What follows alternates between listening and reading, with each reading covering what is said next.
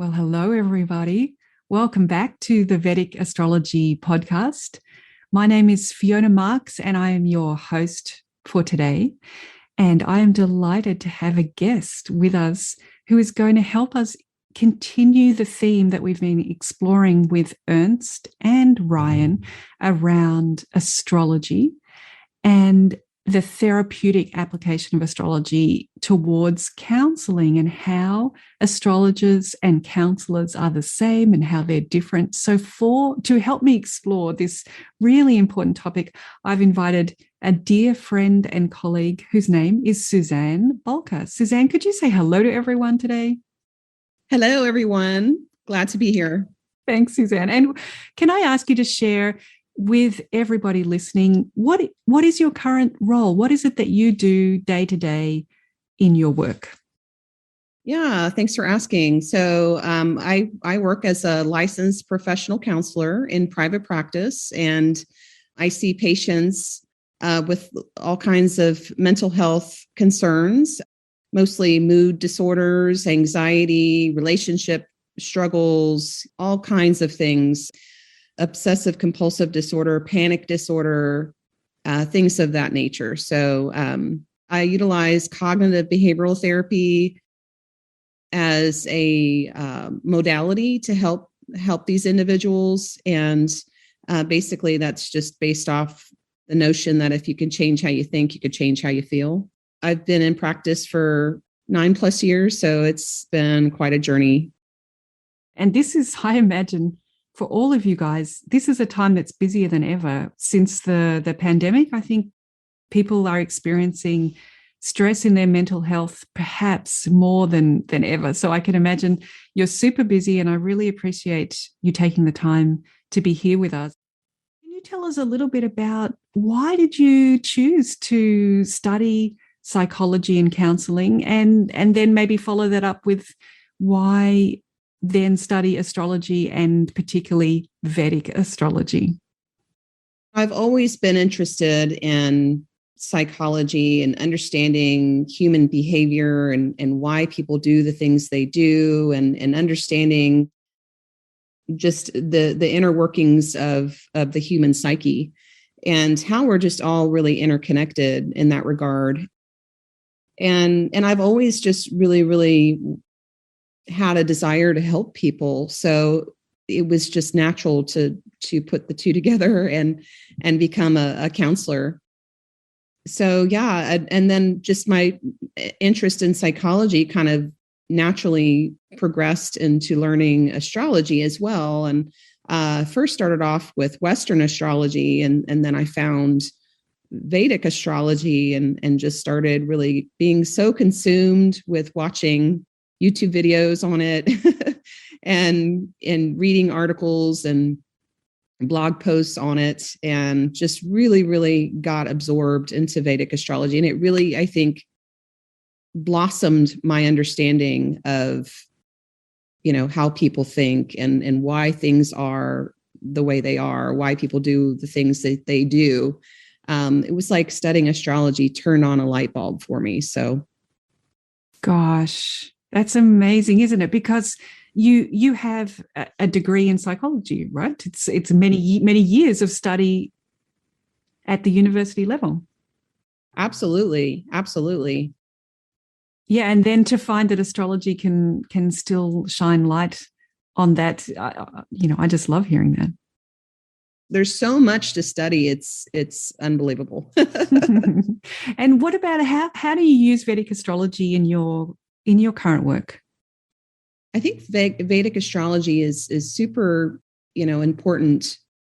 Such a wonderful tool to use to help people, to give knowledge, give understanding, provide information about a person and why they might be struggling in a certain area of their life, or why they might be struggling internally, why they might be more predisposed to depression or anxiety, So I think astrology is such a wonderful tool to look into those psychological components, or that blueprint that the person carries with them, their karmas, so to speak, that they carry that really offers a lot of relief to the patient when they understand that, you know what, I think as part of life's design, this was just part of my karma, part of my, destiny, if you will, or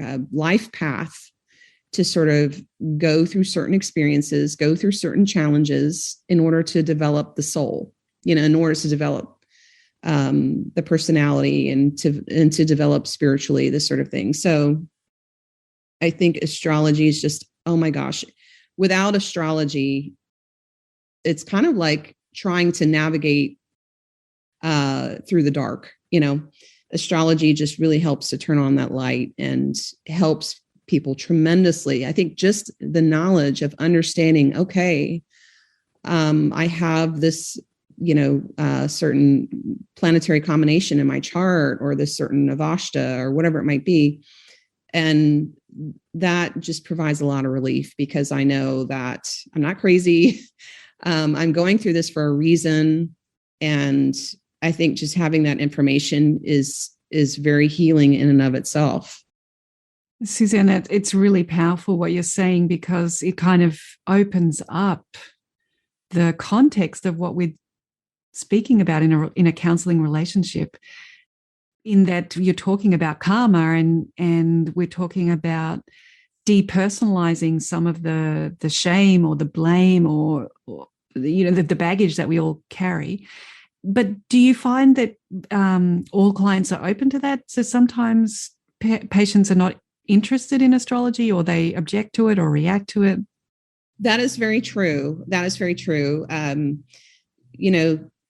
I think this is very interesting because some people, they don't really believe in astrology or whatever it might be. And I might look at their chart and can see, okay, well, I probably understand why, that's pattern predominant in their chart in some way. So they're more of a realist, this sort of thing. A person can be disconnected from astrology, but astrology is not disconnected from them, if that makes sense. Yeah. But I never impose onto a patient.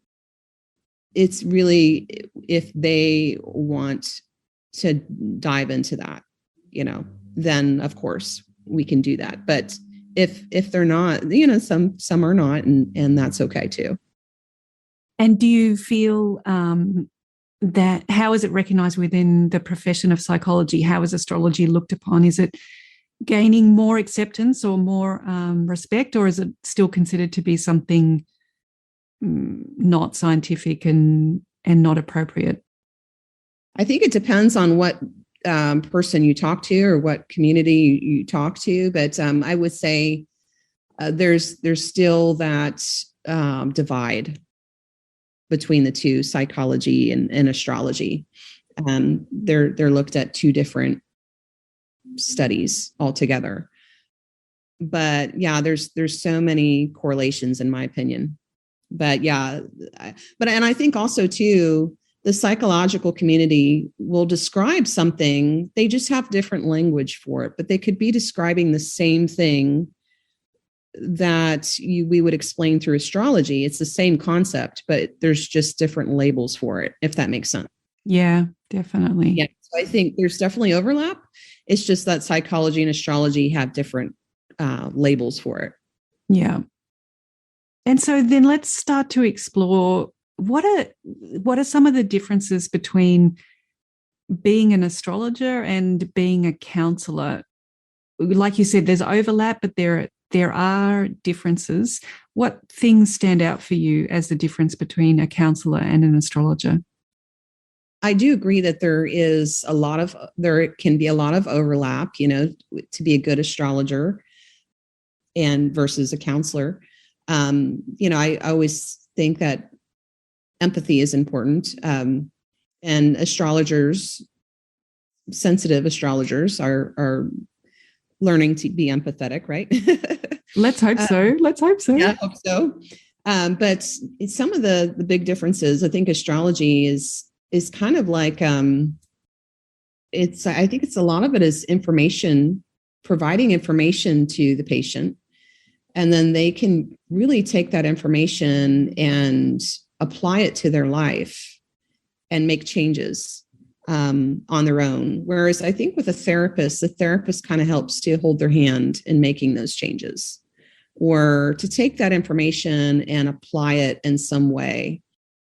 For example, if a person has, Moon Saturn conjunction in their chart, that would provide the patient good information to know that, hey, you kind of have this personality tendency with this Moon Saturn combination, that you might be more prone to kind of looking down on all the problems in life and more prone to feelings of depressed mood.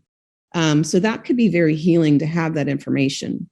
However, a counselor would say, okay, well, let's look at what are those negative thoughts that you tend to think over and over, that you sort of struggle with. And let's take that a step further and understand, are there any distortions in that negative thought? Is there another way to look at this? And there's so many different tools and techniques to help someone crush their negative thinking and to really kind of help reverse their negative self-talk through repetition plus emotion, doing certain activities on their own where they can help to reprogram their unconscious mind and their negative beliefs and their negative thoughts. So I think that's where counseling can kind of take the next step with the patient.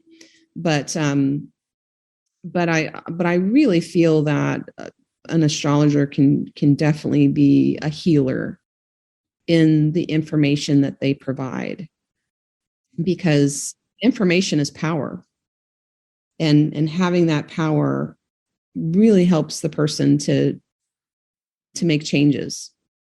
I think astrology really has that history of guru, and I don't mean that as having someone that you give up all of your, you become devoted to, but I mean in that the remover of darkness sort of sense of the word guru, that astrology can really throw light on something that was in the darkness for the patient. And yes. And it can be very hard to work with when you can't see what it is. Whereas as soon as astrology kind of turns on the light and it's very clear where the chess pieces are laid out and why the strategy is not working, and it keeps creating a certain chess move that's always being defeated, astrology can turn the light on and suddenly it's like, oh, so just stop moving the pawn into that position. Okay, well, I could do that.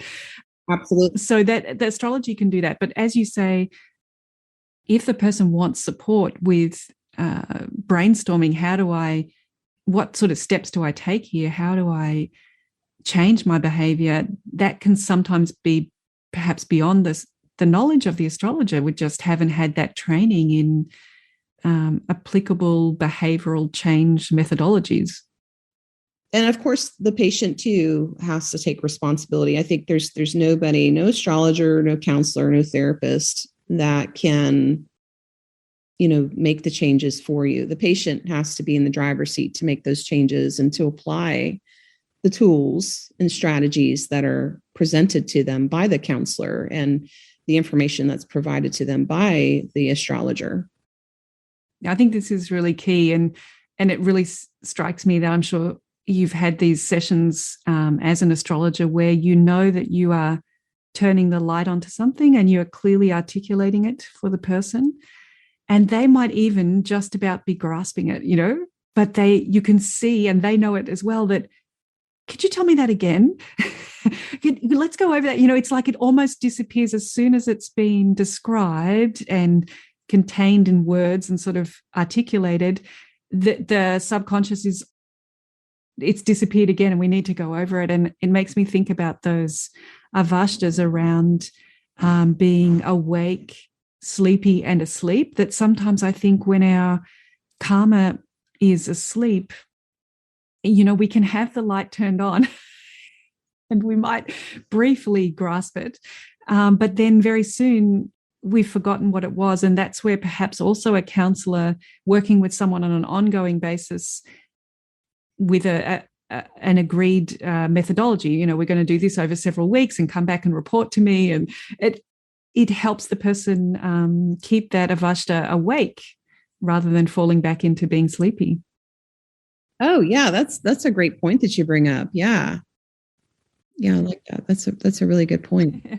All right. And then another difference that I really see between counsellors and astrologers, and I guess this depends nation to nation and jurisdiction to jurisdiction, but my idea is that counselling is a more regulated profession, that often there are professional standards, maybe there's supervision, maybe there are recognition bodies or professional bodies.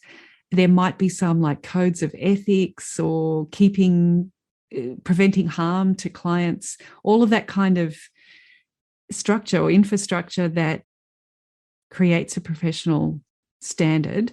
Whereas astrology, it's a little bit still out in the wild, wild west, isn't it? It's very hit and miss, that the astrologer that you might encounter and what their level of training is and what their level of empathy is. And generally, there aren't any professional ethical standards. Would you see that as one of the major differences as well? Yes, absolutely. Profession of counseling is highly regulated, and you have to upkeep your license and renew your license every 2 years and take an ethics course every 2 years and take a jurisprudence exam and all these sorts of requirements to upkeep your license.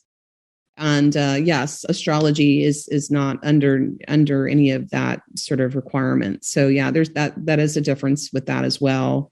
Yeah, I think that's one of the things that would concern me as a client going to see an astrologer, is the risk that the person isn't qualified to deal with the kind of trauma or suffering or pain that I'm experiencing. I don't know whether they are. I don't know that I have any protection from perhaps them even maybe causing me more trauma. Mm-hmm. Mm-hmm. That's such a good point. Absolutely.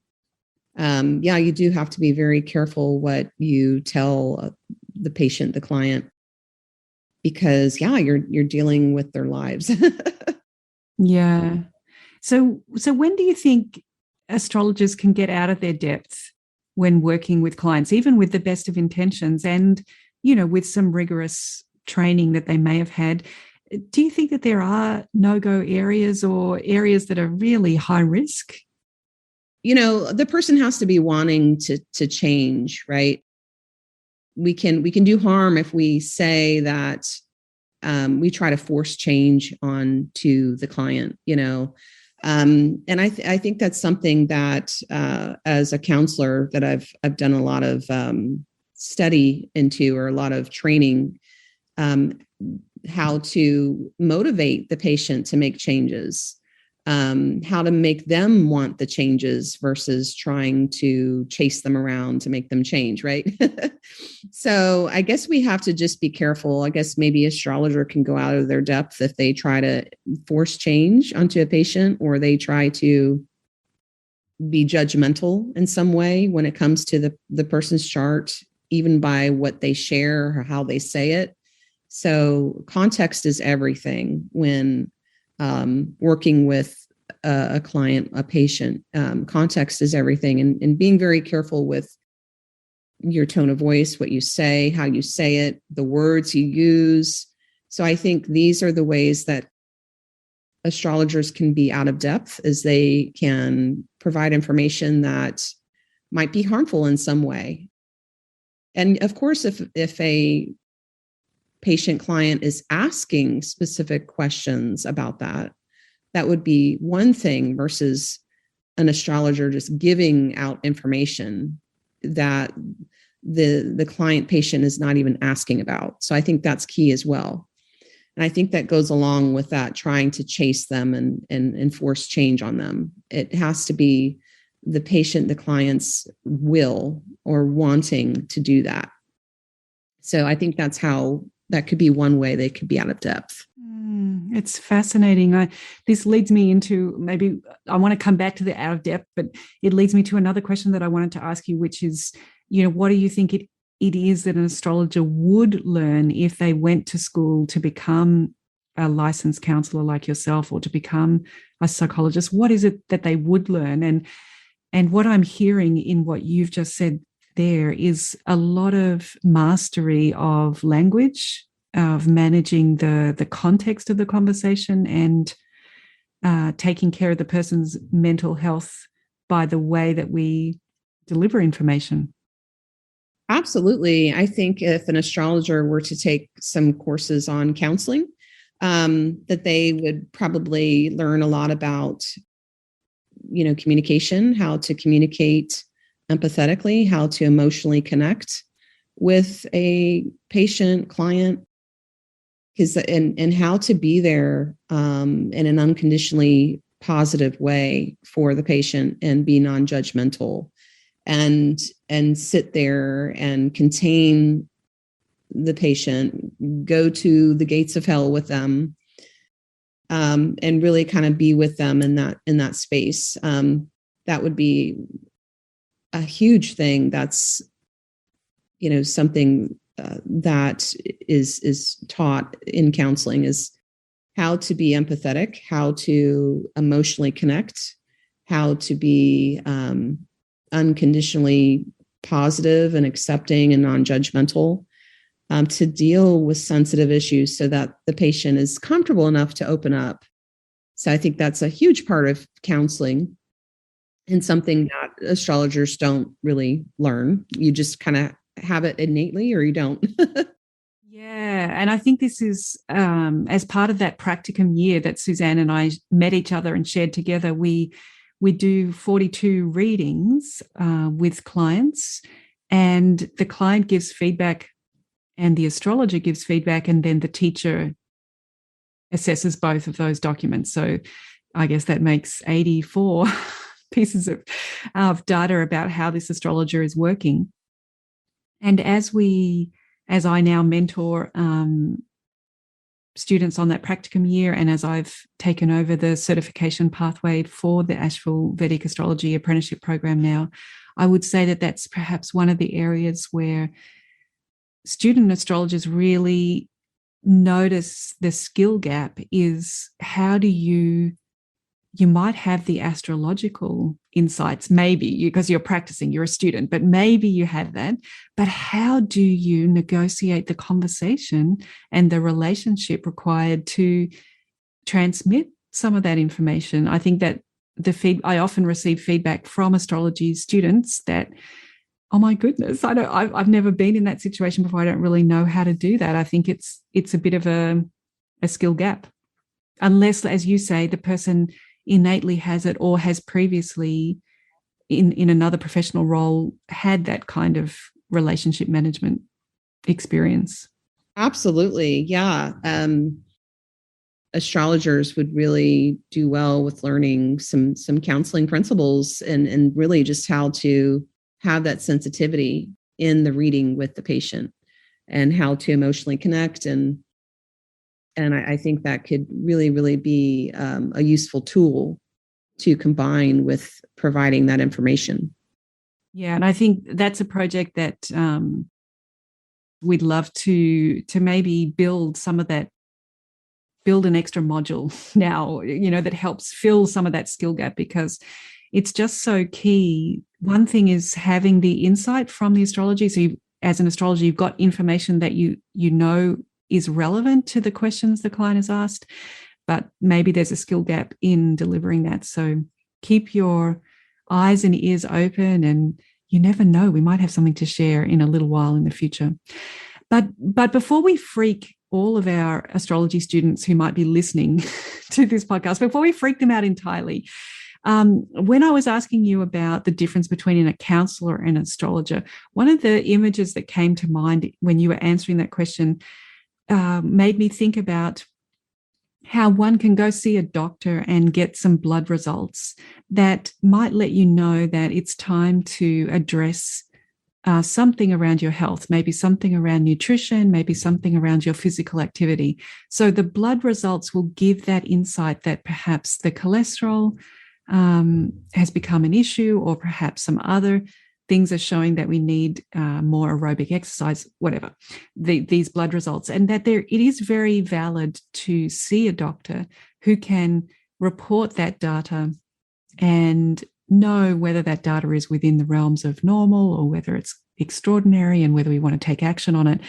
But that a person may walk out of a doctor's office going, great, I know what I've got to do. I'm going to change my diet and I'm going to join the gym tomorrow. And off they go. And that might be the only interaction that they ever needed. But there might be a whole bunch of people who, from that conversation with the doctor, now that they've got this knowledge, now they actually want to go see a nutritionist, and they actually want to find a personal trainer at the gym who can help them build a program. Maybe they'll go learn some meditation or yoga if, maybe the blood results are about blood pressure, whatever it is, but they might want to work with other professionals that will help them build the lifestyle that will improve their health. And so when you were saying this, the difference between counsellors and astrologers, I was thinking that in some ways, in my role as an astrologer, I see my role a bit more around that doctor giving blood results, in that I'm shedding light on the lay of the land, and that it's very clear to me that the person has then the freedom to go choose to work with other professionals like nutritionists or coaches or whatever they would like to do.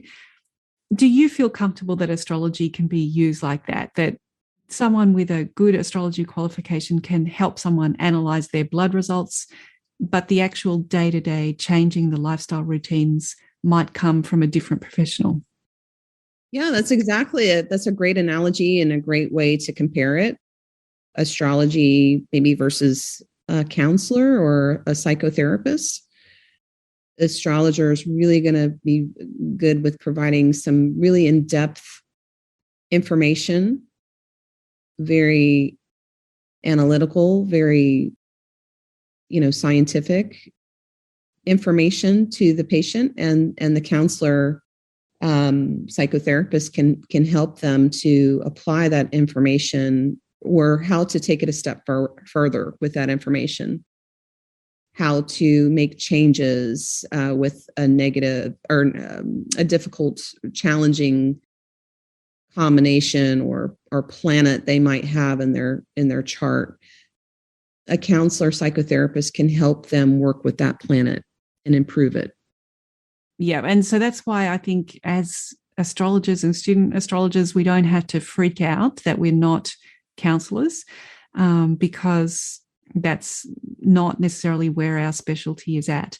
But what we do need to work on, ideally, is being that good doctor that you see who gives you blood results. I think we've all been to good doctors and not so good doctors, and sometimes you come out of a session with a doctor and you're like, empowered. Okay, I know what I need to do, and I'm going to go off and find some answers to this situation.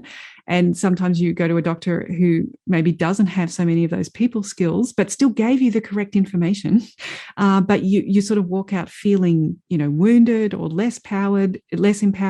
You might feel like there's no hope for the situation. Where do I even turn to? So what we want to ensure is, as astrologers, while we might not be counselors, we do still have those skills around delivering information in a way that is empowering and hopeful for the person, rather than just disregarding that they may have emotional responses to what we're saying, and therefore we need to speak in a mindful way.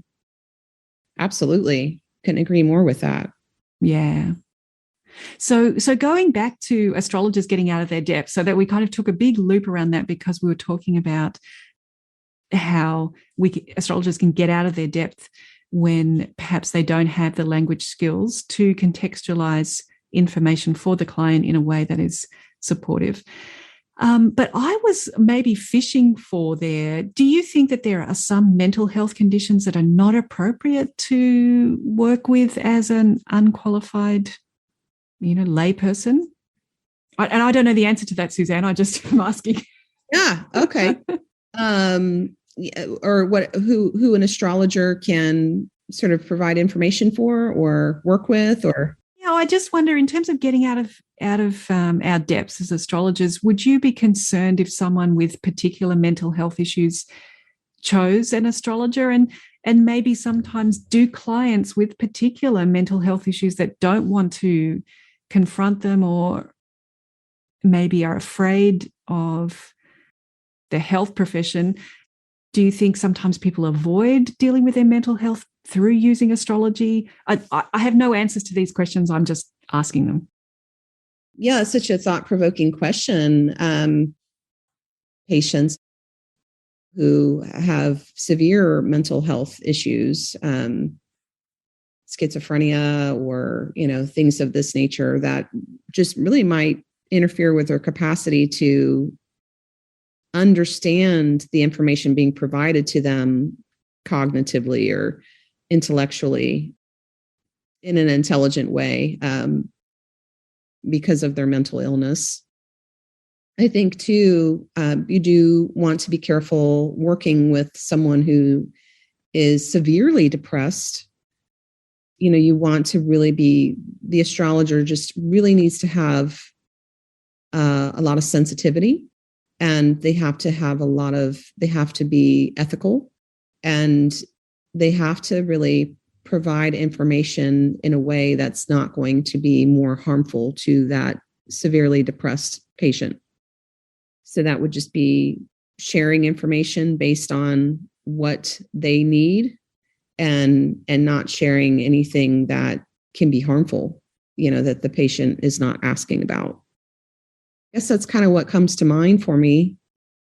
I think this is the same question that I just asked you, but maybe now that I've, got a few more words, I'm thinking a bit the contrast between the 12th house and the 6th house, that the 12th house has an escape kind of energy to it, as well as lots of other things, but wanting to escape, and spirituality has also that transcendent quality. And this is why we see these indicators both in the 12th house of transcendence and enlightenment and moksha, but also escaping and avoiding. And I'm contrasting that with the 6th house of day-to-day routine and doing the hard work that it takes to change one's life. And I think the question I'm fishing around here is, can you imagine the situation where someone is choosing astrology as their therapeutic model because it has a bit of an escape quality to it, whereas seeing a counsellor, it's going to mean 6th house. It's going to mean doing daily attention to change routine and behavior. Yeah, it's such a good way that you explain it. I kind of the difference there with the 12th house and the 6th house. I can definitely see that, and how that might apply to someone who is struggling mentally ill or what have you. Yeah, they could use the astrology as maybe as an escape, and to maybe avoid some of the hard work that they would need to do to make those changes that are necessary here for our day-to-day life.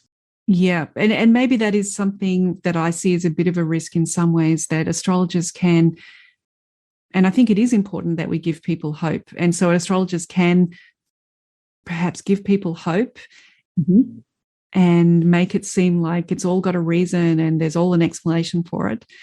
But in general, an astrologer is not going to be that 6th house person on your back saying, so, we met last week. Have you done what it was that we thought would be a good approach? And astrologers generally don't have that 6th house role in people's lives.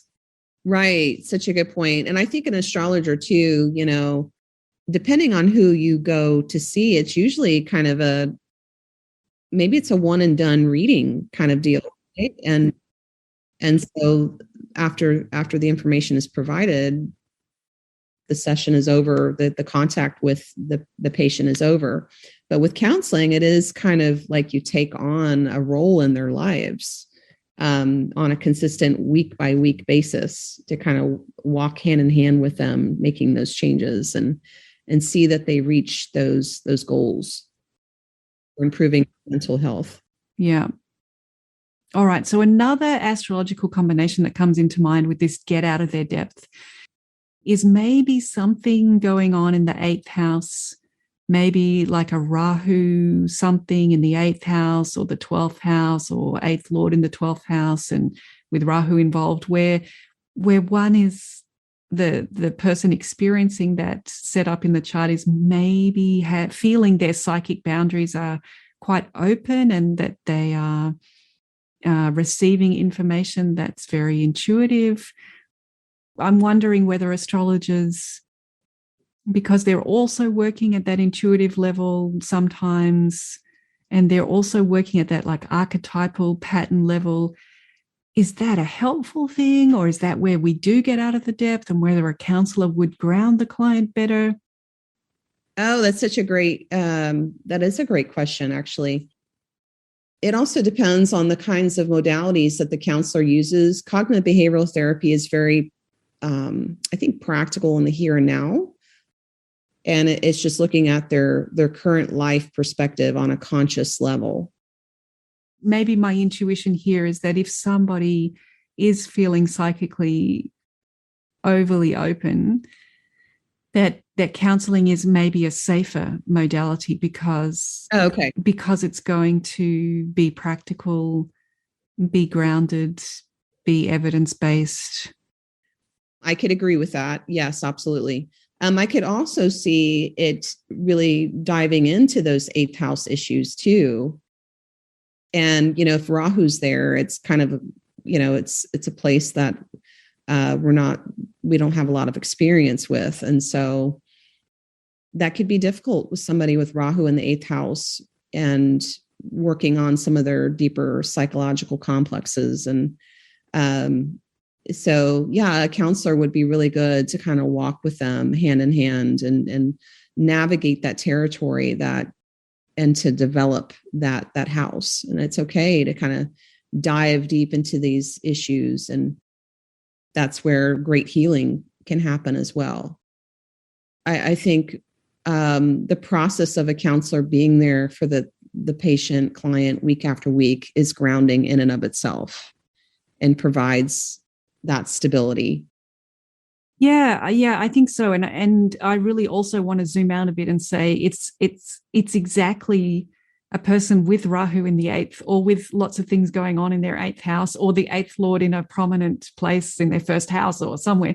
These are exactly the people that are going to be interested in counseling, interested in psychology. Probably they are already psychologists, so I don't want to at all give the idea that if you have Rahu in the 8th, or if you have a lot of things in your 8th house, don't go to an astrologer. Most of us who are interested in psychology will have something going on with our 8th house for sure. And it very well may involve Rahu as well. So maybe that leads us towards, do you think there are any planets that particularly suit people towards counseling? I think somebody having a good Jupiter would be, this person might be open to receiving good counsel or providing good counsel. I also think having a good Mercury might be important as well. You have to communicate in sessions with your therapist or your astrologer.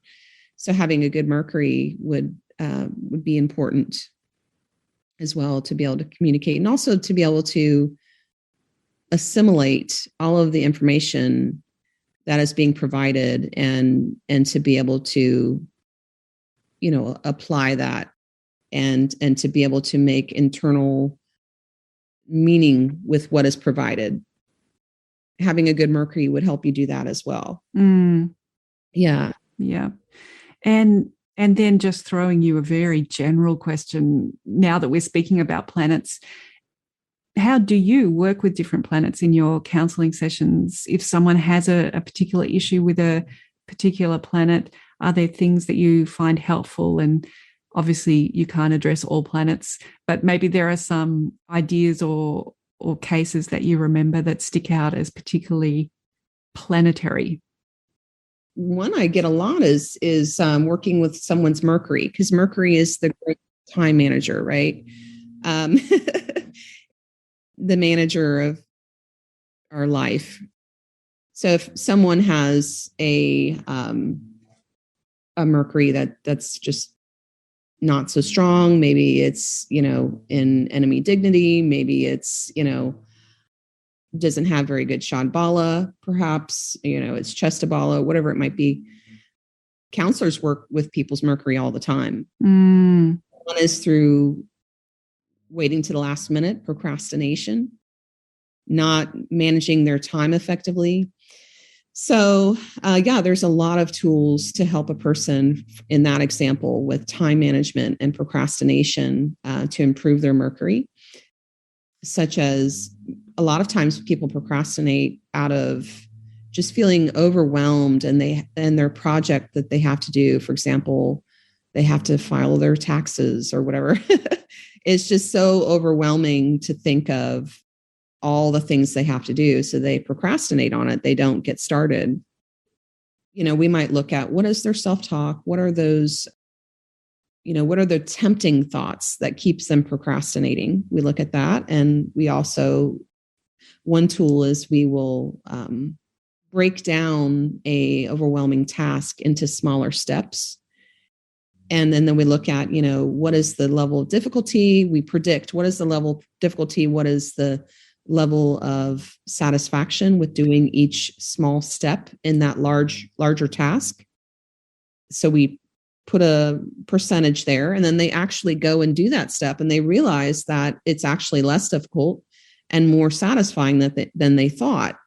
So, different tools like this can really help a person improve their Mercury. Fantastic. Thanks, Suzanne. I mean, I think this is what helps us really see that difference between, as an astrologer, I can point out that the Chestabala is low or that it's in a difficult Avashta or difficult placement on the chart. But those processes that you already have in place that that you can help work a person through this procedure, that's stuff that we don't necessarily have. So you've given us a really concrete example. Thank you so much for that. And then what about, do you think that there are ascendants who are more suited to counselling, more likely to come for counselling? Have you had any thoughts about different ascendants? I honestly think that all ascendants can benefit from counseling. Yeah, for sure. Every human being, even therapists themselves, can benefit from therapy. Yes. No one is immune.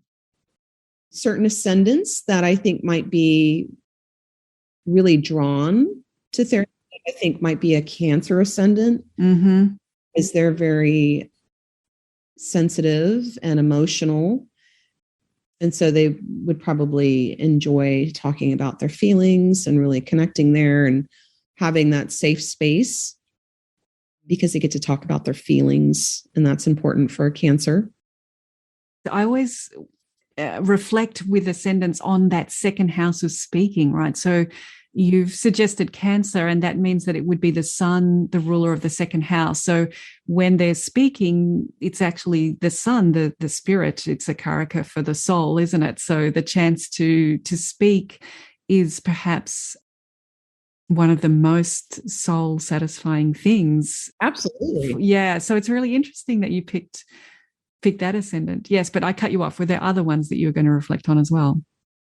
When you look at a person's ascendant, it's not just the ascending sign, but also all the other signs that rule each of the houses, for sure. Yeah, like it makes me think about Capricorn ascendant. It's an earth sign, and they are very humble, driven people. But Saturn is also ruling the second house of speech, and it makes me think that maybe it's hard for a Capricorn ascendant to speak about themselves, because they are so humble, to speak because Saturn is so aware of its flaws that they just feel very exposed. So I wonder whether Capricorn ascendant it takes courage to come to counselling if you're a Capricorn ascendant. Oh, for sure. Yeah, for sure it does. Yeah. Some people, it's really, really difficult for them to open up and share how they feel, right? Mm.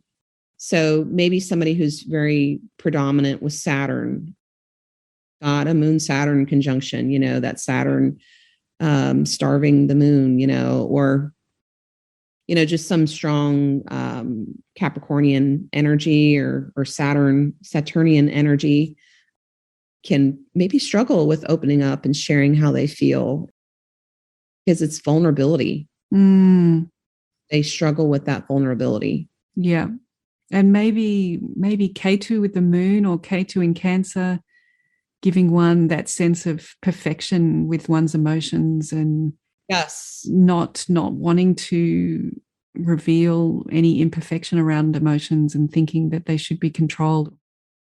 Oh, I think you nailed it with that. That is one common core negative belief people tend to have is what we call emotophobia, and that the only acceptable emotions are positive, happy ones, and all the other ones are not acceptable to feel. And a lot of it comes from how they were brought up in their family dynamic, and all that comes out in counseling, if they happen to make it into a counselor's office. Yeah. Yeah. Gosh, well, just like planets, we could talk about ascendants all day long, but we're getting towards the end of our time. So why don't we see what we can bite off in the enormous topic of Lajjitaadi Avasthas, because I think this is a really natural place where psychology and astrology seem to be sharing a lot of the same turf.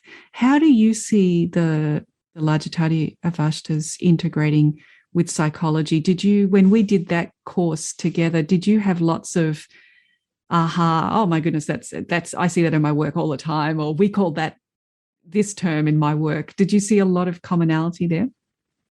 Yeah, I definitely think that my brain was making associations between what we learned in that class and my background in psychology. And, one that kind of sticks out for me is a Saturn-Venus conjunction. Mm-hmm. Saturn-Venus Avasthas, Saturn starving Venus. I think I think a lot of the planetary avasthas and combinations can play out in a person. For example, Venus and their relationships, what they attract into their experience, can help us to see more about that. And it can also glean a light into a person's attachment style. I don't know if you've heard of attachment theory. Tell us a little bit about that, Suzanne. Yeah. Attachment theory is really, there's 4 different attachment styles. There's the securely attached individual.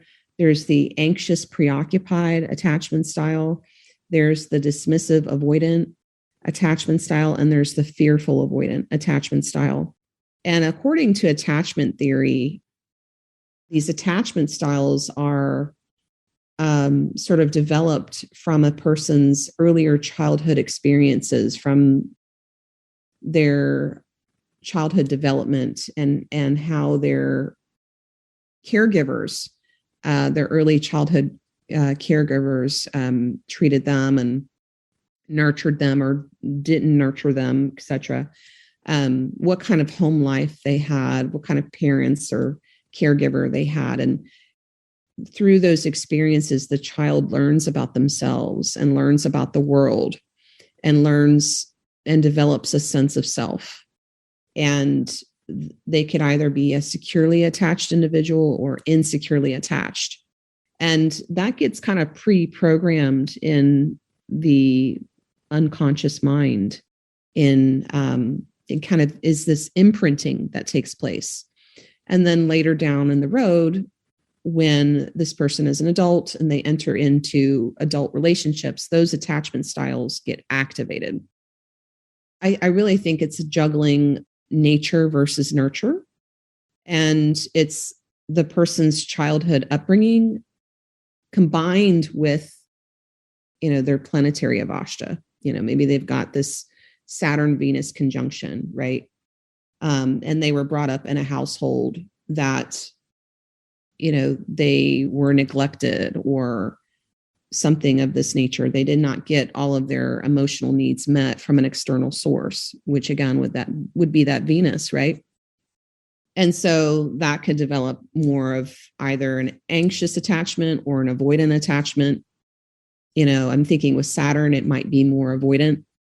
So there's definitely comparisons you can make and correlations you can make. And the Avasthas course definitely helps to shine a light in a different context, some of the same principles that might be kind of like what we were discussing earlier. Astrology and psychology might be discussing something very similar. It's just with different labels. Totally. And it's really fascinating what you were just speaking about, because it came up in the last episode with Ernst. So if people want to go back and listen to the second interview with Ernst Wilhelm and Ryan Kurzak, that was about having more love in your life.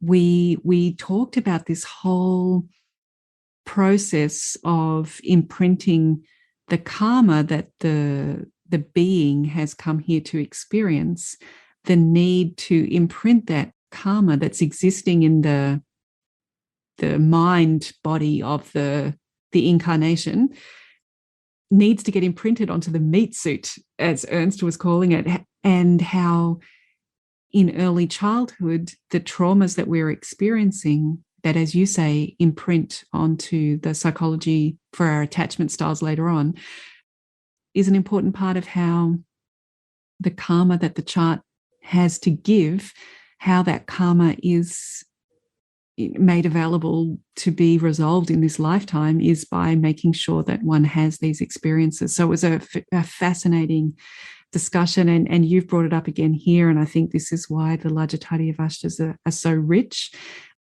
and particularly picking on those Venus Avasthas, because Venus gives us that sense of higher fulfillment and of satisfaction with our emotional experiences, as well as the moon. And when we have Avasthas, negative Avasthas affecting the moon and Venus, one can have a real sense of emotional needs not being met. Absolutely. Just feeling that really deeply, that no matter what one does, this feeling of unmet needs is being triggered. So, and then you can kind of see, it's really very interesting. It's kind of like, was the person meant to be going through those experiences? Were they meant to be born into the family that they're born into in order to experience what's laid out in their chart?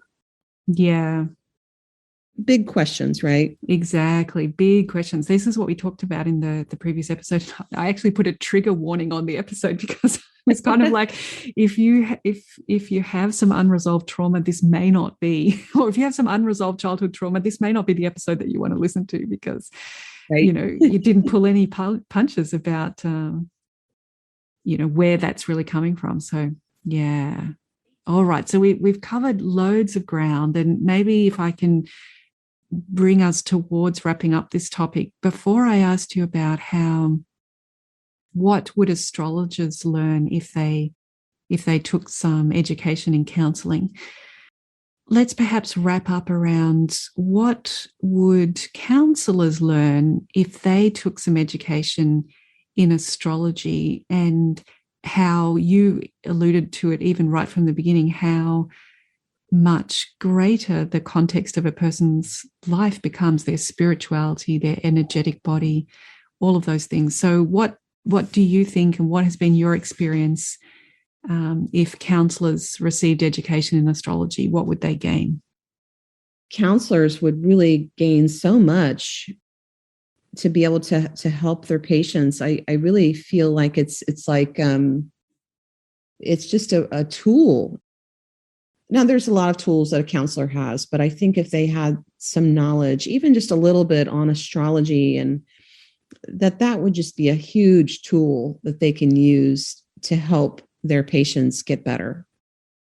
And so I really feel that it would be beneficial for all counselors to study astrology, right? To understand and to kind of have a more comprehensive, deeper dive into why things happen for people.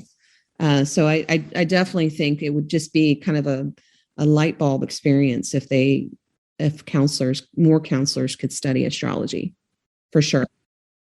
For me personally, in my healing, I think that Jupiter side was really important, that spiritual context, or that integrated context that I am a body and an emotional body and a mental body and an intellectual body and a bliss body, that I needed healing on all of those levels. And perhaps when I sought out counseling, that worldview wasn't large enough for me to heal some of the pain and trauma that I had. So I do feel that astrology or Vedic philosophy can offer a much bigger, deeper, integrated understanding of what it is to be alive.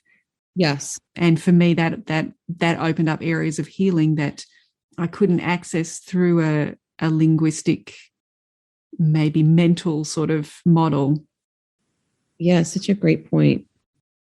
Yeah, so we both got a lot to learn. Astrologers could learn a lot from counseling. Counselors could learn a lot from astrology. Of course, another thing that you've alluded to is that, studying someone's astrology is like getting a map in advance. You just know where the peaks are and where the real stress points are going to be. And you also kind of know energetically the contributing factors to that, where things are getting sabotaged. So you can just get directly to the issues. Again, that depends on whether the client wants to do that. And we've spoken about how important that is. But I would imagine as a counselor, one of the advantages of studying astrology is it's like getting the cheat notes in advance. I just want to add to that too, that whenever I have a patient in front of me and I look at their astrology chart and I can examine it for a minute or two, I instantly feel so much more connected to that patient because I've looked at their astrology chart and I understand more about their inner workings and how they think and their personality and their psychological makeup and this sort of thing. So when I look at their astrology chart, I just feel so much more connected to the patient. And I think all counselors can benefit from that because you really get to peer in, like looking through a microscope and looking, at some very important data through that microscope by looking at a person's astrology chart, that if you did not have that, you would not see a lot of important data that could help you help the patient. And so I really feel that counselors can benefit from learning astrology, just like you would look through a microscope and analyze what's there in front of you. So yes, it definitely helps. It's just like turning on a light switch. You just see so much more clearly by looking at a person's astrology chart, and you're able to understand the person when they explain things, because then you can relate that to their astrology chart, and it just brings everything to life, and it brings your knowledge and your intuition to life. And there, when we feel that we're connected with the patient and we can understand them and where they're at, and we can meet them, that's where we can help them the most. Wonderful. Well, Suzanne, I have really enjoyed exploring this territory with you today. And I kind of have a feeling that we've just had the chance to dip into a few insights that you have about the practical application of astrological knowledge in a counselling session. I wonder if there are listeners who are interested in hearing a little bit more about particular combinations. Maybe get in touch, and I might see if I can get Suzanne back one day. What do you think? I love that. This is so much fun. Great. Well, thank you for your time and so generously sharing your perspective. And I do hope that we get to work together in the future on that extra module that we have a vision for, about bridging the gap for astrology students who are ready to start giving sessions, and how to have that empathetic language and more confidence in providing a safe space to discuss important information. So I'm looking forward to working with you in the future. Same here. Thank you for having me today. It's been a pleasure. Great. And thanks everyone for staying with us and listening to the content today. If you have some follow-up questions for me, please be in touch and I will see what we can do about getting another episode together. And until next time, be well. Bye.